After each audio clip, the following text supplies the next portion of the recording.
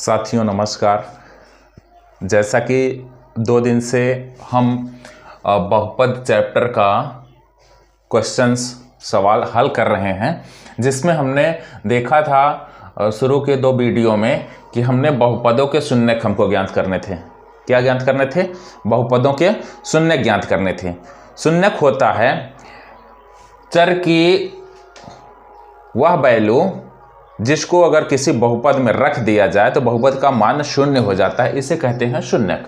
तो शून्यक हमने आपको बता दिया कि शून्यक क्या है। शून्यक वह चर की वैल्यू है जिसका मान अगर बहुपद में रख दिया जाए तो बहुपद का मान शून्य हो जाता है, वही शून्यक है। तो इसको हमको ज्ञात करना है, शून्यक ज्ञात करना है। शून्यक ज्ञात करने के बाद शून्यकों तथा गुणांकों के बीच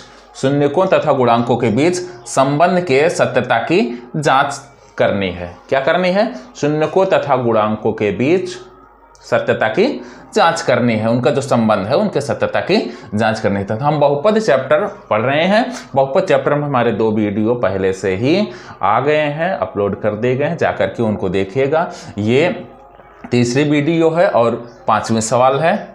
पहले सवाल की 5वें सवाल है और ये 6ठी सवाल है। ठीक है, चलो आओ हल करते हैं। तो सबसे पहले हम हल करने के लिए इसको, ये बहुपद है, बहुपद का क्या निकालना है हमको? शून्यक निकालने हैं। शून्यक होता है चर का वह मान जिसको किसी बहुपद में रख दें तो बहुपद का मान शून्य हो जाता है। क्या हो जाता है? शून्य हो जाता है। आइए हल करते हैं। तो इसको देखिए, t² माइनस 15 को हम क्या लिख सकते हैं? 15 को हम लिख सकते हैं √15 गुना √15 बराबर 15 होगा। जैसे कि √3 गुना √3 बराबर होता है 3, √2 गुना √2 बराबर होता है 2, वैसे √15 गुना √15 बराबर होगा 15। कितना होगा? 15 होगा। √15 का क्या कर देते हैं? स्क्वायर कर देते हैं। √15 का स्क्वायर कर देते हैं। अब √15 का स्क्वायर हो गया तो यहाँ बन गया फार्मूला। क्या बन गया? a का स्क्वायर माइनस b का स्क्वायर, a का स्क्वायर माइनस b का स्क्वायर। तो हम लिखेंगे एक ब्रैकेट में a प्लस b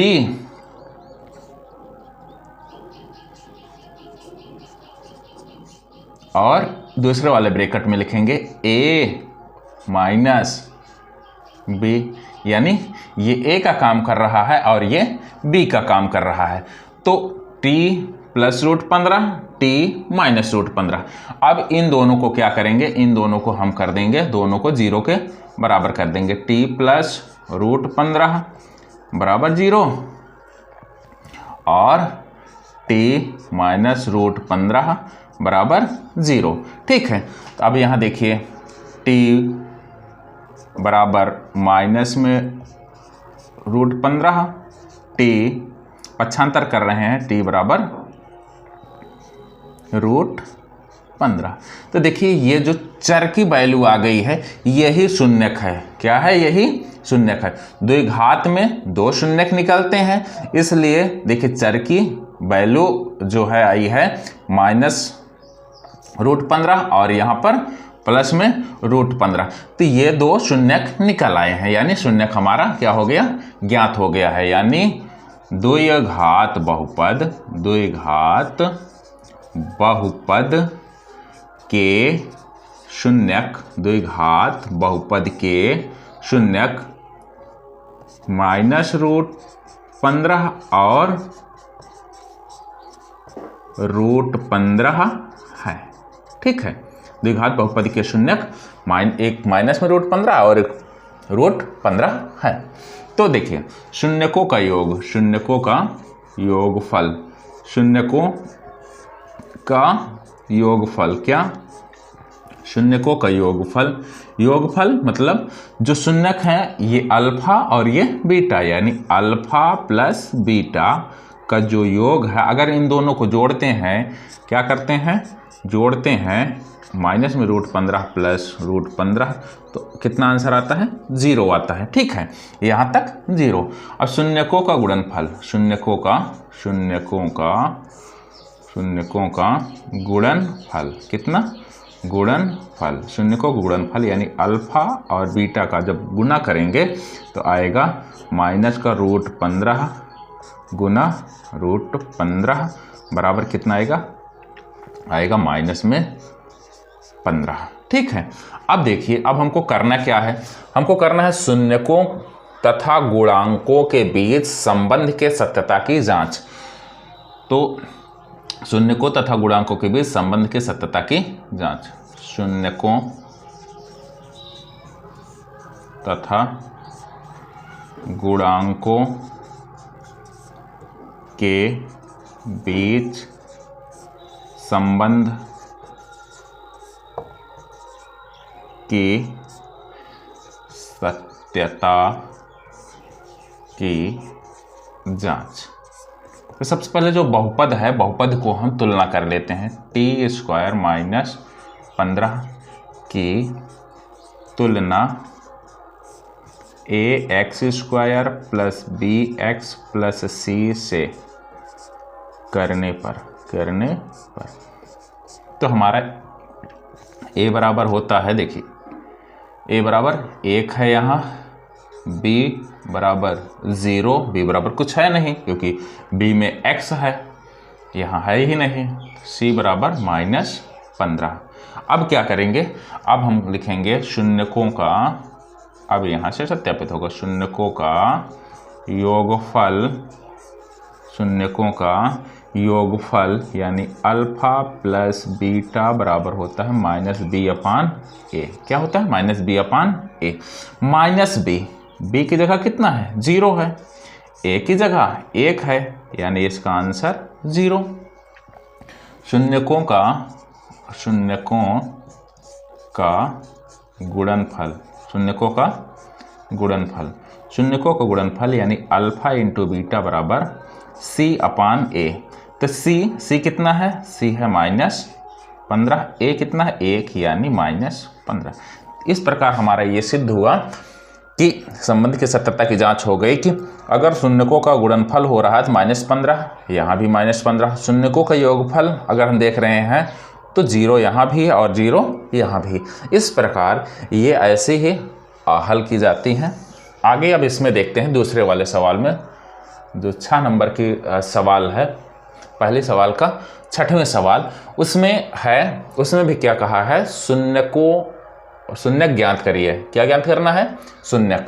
तो अभी हमने बताया कि शून्यक होता है चर का वह मान जिसको किसी बहुपद में रख दिया जाए तो बहुपद का मान 0 हो जाता है।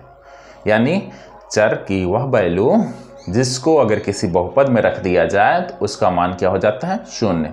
द्विघात बहुपद में 2 शून्यक निकलते हैं। कितने शून्यक, 2 शून्यक निकलते हैं। इसलिए द्विघात बहुपद हम हल कर रहे हैं तो इसमें 2 शून्यक निकलेंगे। जैसे ही शून्यक निकलेंगे वैसे शून्यकों तथा गुणांकों के बीच में जो संबंध है उनकी सत्यता की जांच करते हैं। तो चलिए आइए देखते हैं 6वें सवाल में है क्या।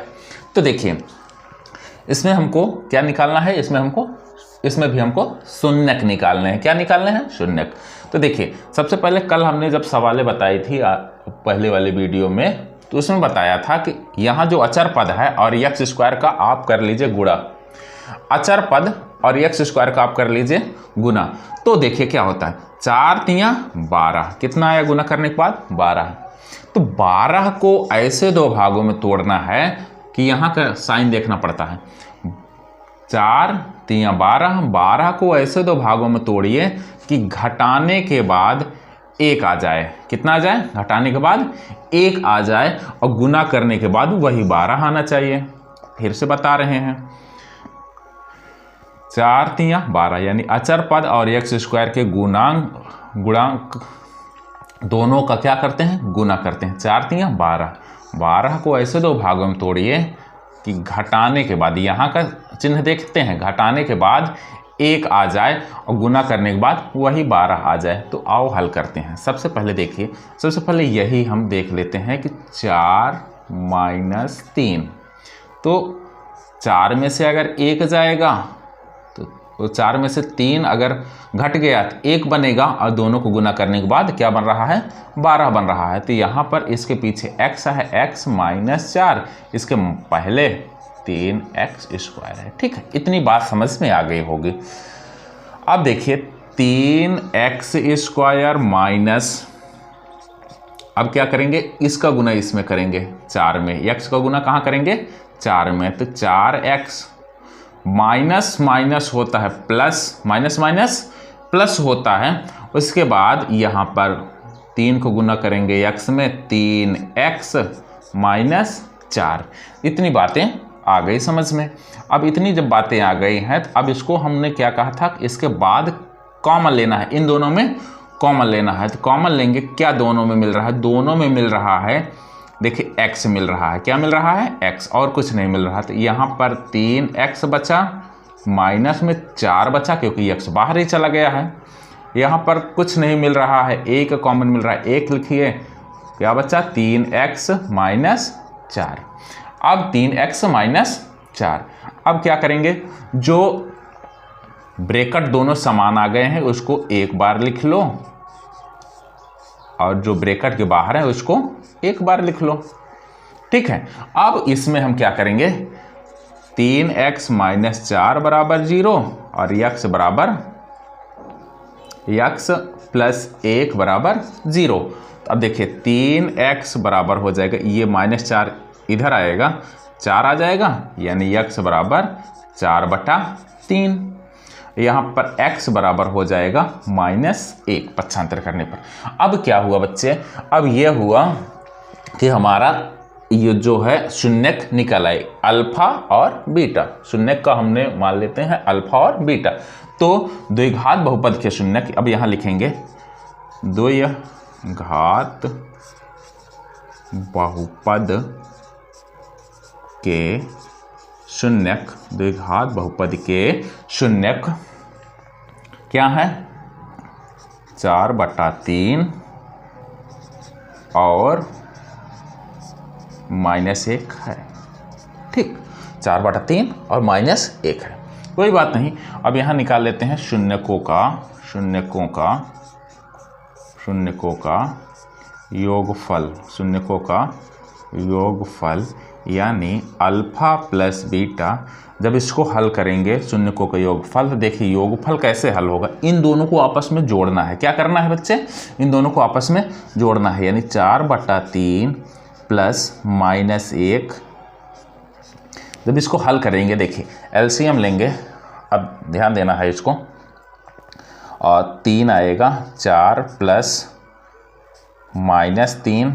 ठीक है, तो यहाँ प्लस माइनस माइनस हो जाएगा, यानी 1/3 आएगा, 4 में से 3 घटेगा तो 1/3। इसको जोड़ने के बाद कितना आया 1/3। ठीक है, आगे अब ध्यान देना है शून्यकों का गुणनफल, शून्यकों का गुणनफल। क्या करना है, शून्यकों का गुणनफल। शून्यकों का गुणनफल यानी अल्फा इंटू बीटा बराबर होता है, देखिए 2 शून्यक हमारे जो निकले हैं, यानी 4/3 का गुना करना है -1। अब इन दोनों को गुना होता है, अंश अंश का गुणा होता है, हर हर का गुना होता है, -4/3 ये आएगा। 4 एकम 4 ऊपर लिख दिए, 3 एकम 3।